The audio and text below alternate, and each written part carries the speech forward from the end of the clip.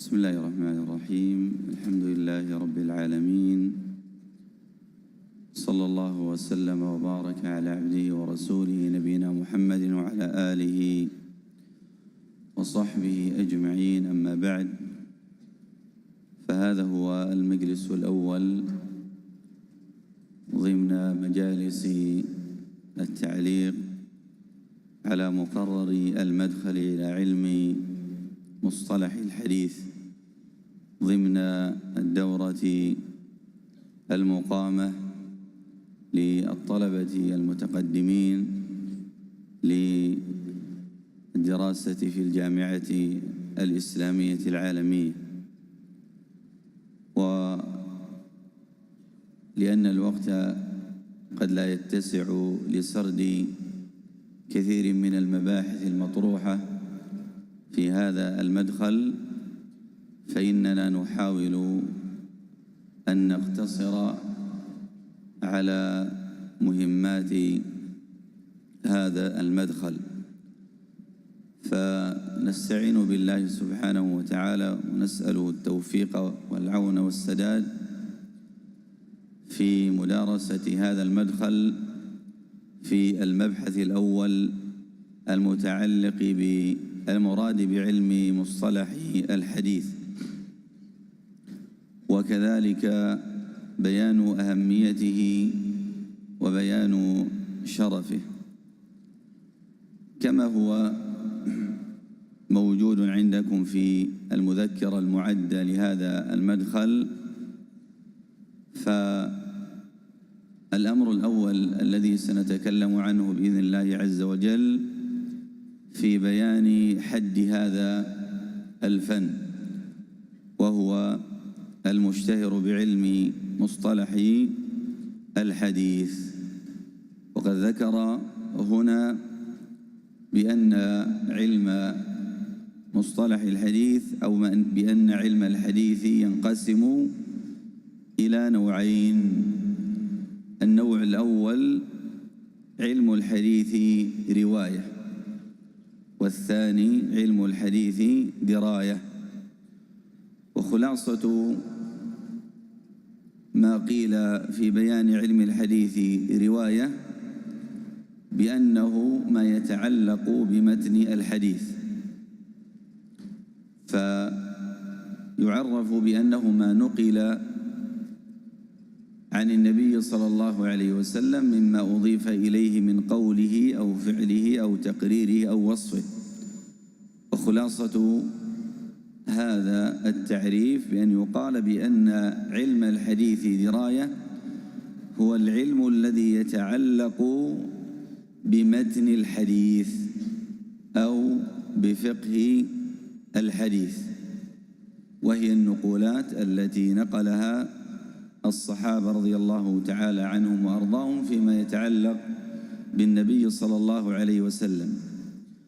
ومن كتب هذا النوع مثلا كتاب صحيحي البخاري ومسلم، فإنها ألفت في هذا النوع في علم الحديث رواية، وكذلك السنن، وكذلك الصحاح والمسانيد والمعاجم، فكلها ألفت لبيان هذا النوع. وأما النوع الثاني وهو علم الحديث دراية، فذكر هنا بأن تعريفه القواعد التي يتوصل بها إلى معرفة حال الراوي والمروي قبولا أو ردا. وملخص هذا التعريف بأنه العلم الذي به تعرف حقيقة الرواية، العلم الذي تعرف به حقيقة الرواية وما يتعلق بها.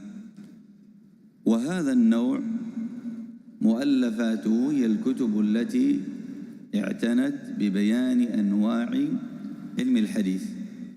هذا النوع وهو علم الحديث دراية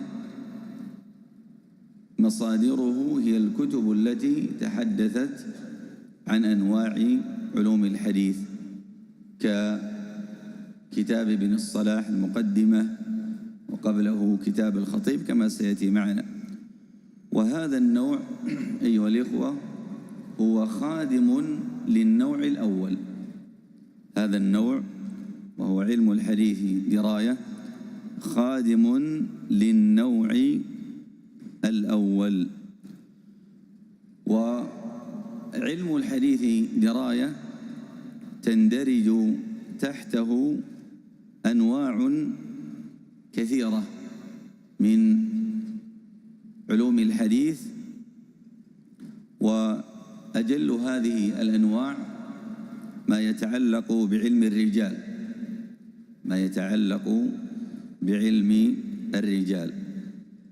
وعلم الرجال أيها الأكارم علم يتعلق بالمولد والوفاة للراوي، حتى لا يحصل الخلط بين علم الجرح والتعديل وبين علم الرجال.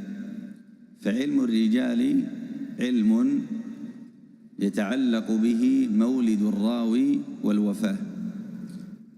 وفائدة هذا النوع معرفة الاتصال والانقطاع في الإسناد. فمن خلال هذا العلم ما يسمى بعلم الرجال أو ما يسمى برواة الحديث، فمن خلال معرفة هذا العلم يتوصل إلى معرفة الاتصال والانقطاع. كذلك من الأمور المندرجة وهي من الأصول الأصيلة في علم الحديث دراية علم الجرح والتعديل. علم الجرح والتعديل، وهذا النوع يعنون له في علوم الحديث بقبول أو بباب من تقبل روايته ومن ترد. وهذا الباب يتعلق بمراتب الرواة، بمراتب الرواة جرحا أو تعديلا، ويتعلق كذلك بمروياتهم كذلك من حيث القبول والرد.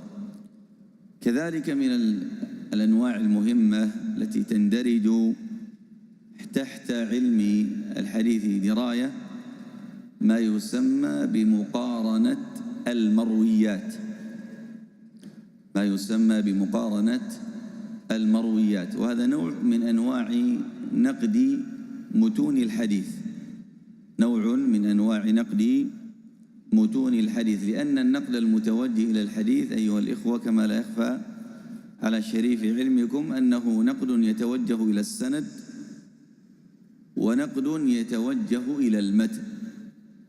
فمقارنة المرويات نقد يتوجه إلى متن الحديث. كيف ذلك؟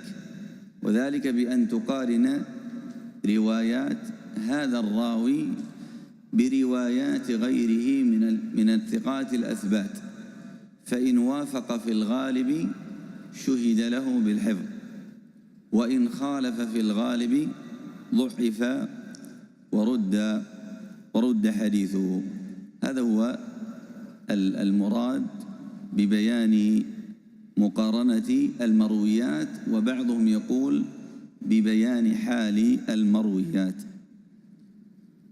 هذه هي أهم الأنواع التي تندرج تحت علم الحديث دراية. وأما النوع الثاني فهو موضوع علم مصطلح الحديث، فخلاصته أيها الأكارم أن موضوعه السند والمتن، وذلك لأن الحديث يتكون من سند ومن متن كما هو معلوم وواضح.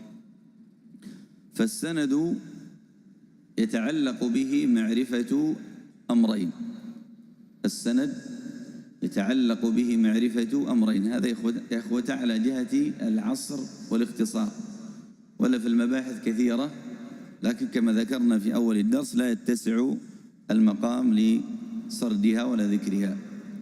فالسند يتعلق به أو أهم ما يتعلق به معرفة حال الرواة، هذا الأمر الأول، لا بد أن تعرف حال رواة هذا الحديث الذي أمامك، تنظر في مراتبهم جرحا وتعديلا من خلال النظر في كلام النقاد على هؤلاء الرواة.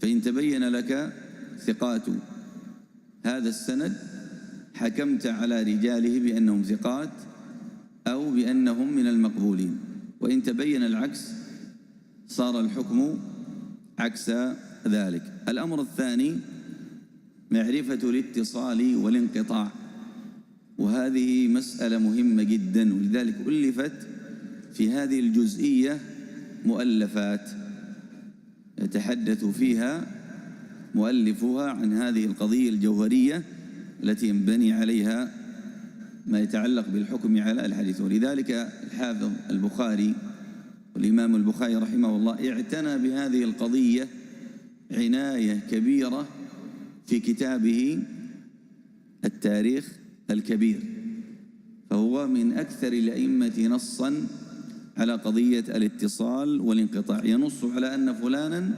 سمع من فلان، وأن فلانا لم يسمع من فلان، وأن فلانا روى عن فلان، وكل هذه الاصطلاحات من هذا الإمام لها فوائد مهمة تتعلق بالاتصال والانقطاع. وأما ما يتعلق بالمتن يا إخوته، فكما لا يخفى عليكم أيضا أن أهم ما يجب أن يعتنى به من ناحية المتن هو النظر في سلامته من الشذوذ وفي سلامته من العلة، كما هو معلوم في حد الحديث الصحيح.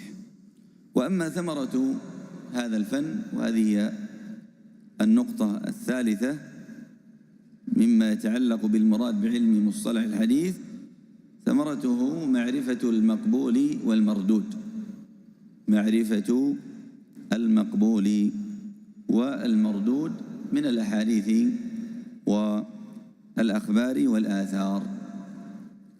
وأما نسبته، وهذه النقطة الرابعة ما يتعلق بالمراد بعلم مصطلح الحديث، فهذا النوع هو من جملة العلوم الشرعية، من جملة العلوم الشرعية المتعلقة بحديث النبي صلى الله عليه وسلم.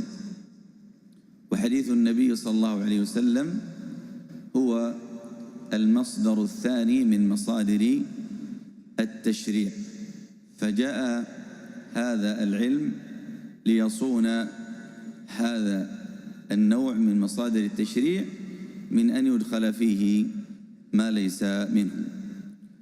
وأما فضل هذا العلم فخلاصة ما يظهر به فضل هذا العلم الأمور التالية: أولا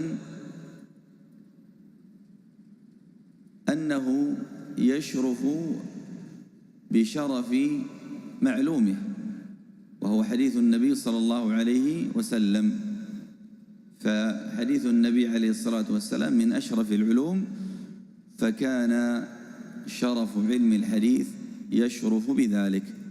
الأمر الثاني مما يدل على فضل هذا العلم أن كل العلوم بحاجة إلى علم الحديث، كل العلوم بحاجة إلى علم الحديث، كما قال ابن الصلاح رحمه الله في مقدمة كتابه المعرفة: وهو من أكثر العلوم تولجا في فنونها، وهو من أكثر العلوم تولجا في فنونها، أي دخولا في فنونها.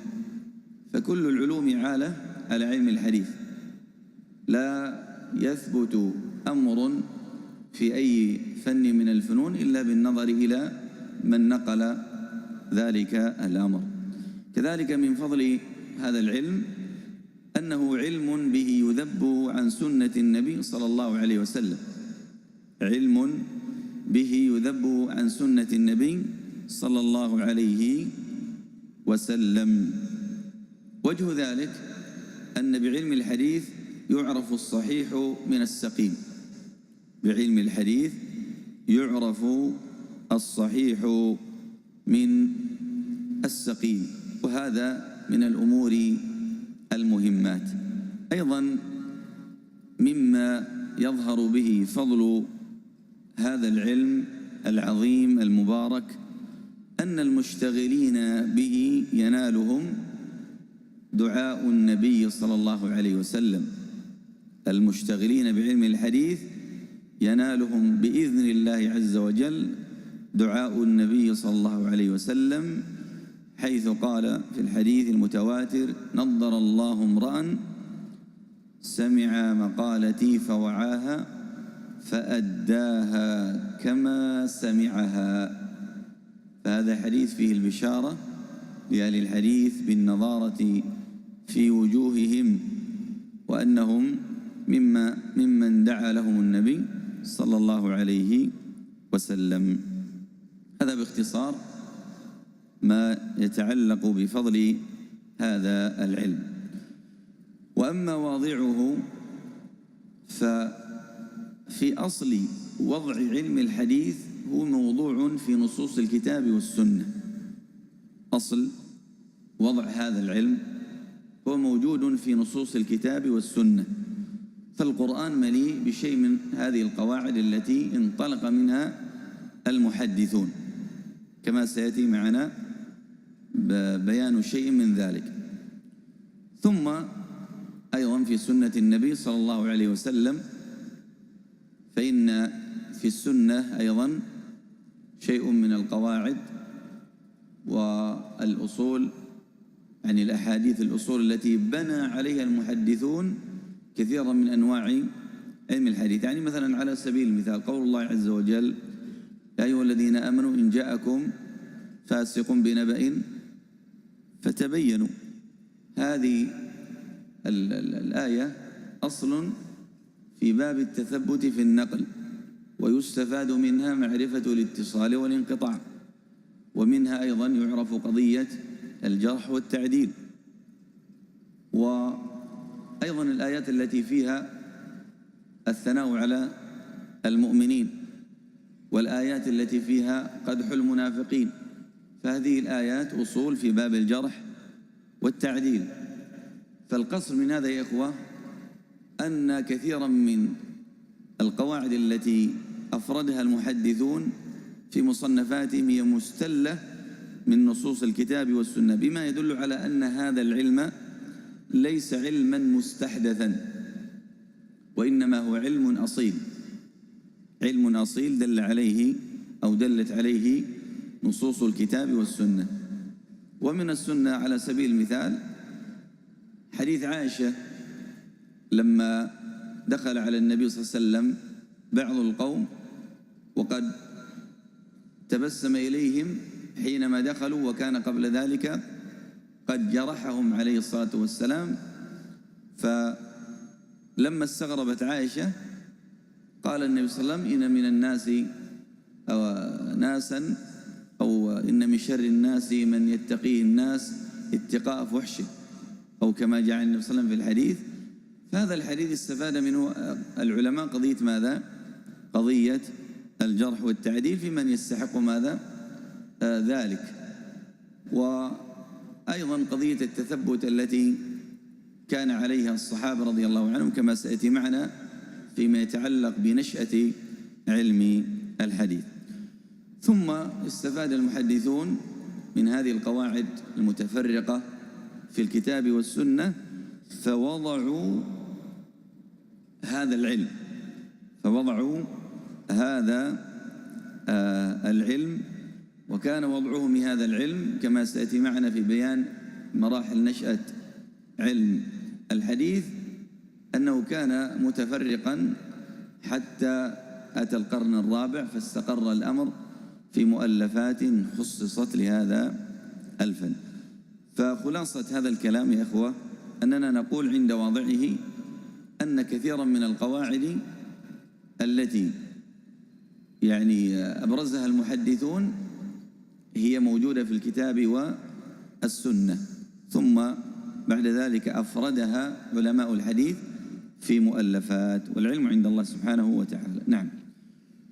وأما تسمية هذا العلم فالمشهور أنه يسمى بعلوم الحديث، يسمى بعلوم الحديث، وهذا هو أكثر ما وجد على كثير من الكتب المؤلفة في هذا الفن، ككتاب ابن الصلاح، وكذلك كتاب الحاكم أبي عبد الله ابن البيع رحمه الله تعالى، وأيضا يسمى بأصول الحديث، يسمى أيضا بأصول الحديث. وهذه التسمية برزت من حيث المؤلفات في نسخة أيضا عتيقة لكتاب الحاكم، في نسخة عتيقة لكتاب الحاكم المسمى بمعرفة علوم الحديث. وأيضا يسمى بمصطلح الحديث، يسمى أيضا بمصطلح الحديث، وهذا الاسم والذي صار مشتهرا الآن بين طلبة العلم وكذلك المتأخرين ممن صنف في هذا الفن، والعلم عند الله سبحانه وتعالى. وأما استمداده وهي النقطة الثامنة، فقد ذكر الكاتب هنا وفقه الله أن استمداد هذا العلم من تتبع أحوال الرواة للحديث، وفي نظري والله أعلم أن هذا فيه قصور، أن هذا الاستمداد فيه قصور.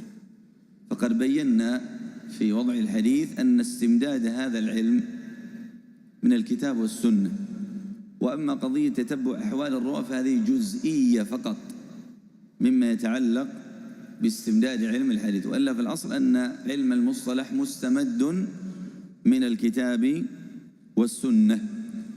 فنجد أن في القرآن وكذلك في السنة قد جاء تحريم الكذب في الحديث، وكذلك عدم قبول خبر الفاسق، وكذلك اشتراط عدالة الراوي قياسا على عدالة الشاهد، والتثبت والتحري في نقل الأحاديث، والتحذير من مناكير الأخبار، وكذلك الإشارة إلى الضبط والإتقان، وكذلك التحذير من التهمة بكثرة الغرائب. هذه كلها موجودة ومستمدة من الكتاب والسنة. فخلاصة القول يا إخوتاه أن استمداده من الكتاب والسنة، أن استمداد هذا الفن من الكتاب والسنة، وليس فقط من تتبع أحوال الرواة. نعم. وأما حكم تعلم هذا الفن فذكر الكاتبون بأن تعلمه فرض كفاية، وهو من جملة العلوم التي كما لا يخفى عليكم أن تعلمها فرض كفاية، إذا قام بها البعض سقط عن الباقي، إلا أن طالب العلم يحسن به معاشر الإخوة أن يعتني بهذا الفن على وجه الخصوص، فإنه فن عظيم، وهو من أدق الفنون.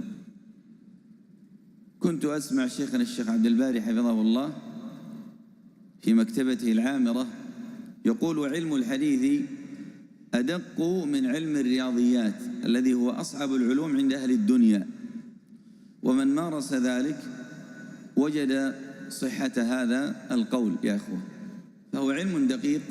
وهذا القول يتوافق مع قول الزهري بأن علم الحديث لا يحسنه إلا فحول الرجال، ذلك لكثرة دقائقه وصعوبة النظر في كثير من الأسانيد والمتون والحكم عليها صحة وضعفا، مما يقدر بالطالب أن يغوص مع دقائق هذا الفن ليعرف دقة أهل الحديث، ويعرف أن ما وصلوا إليه كان بالجد والاجتهاد والصبر على هذا العلم العظيم.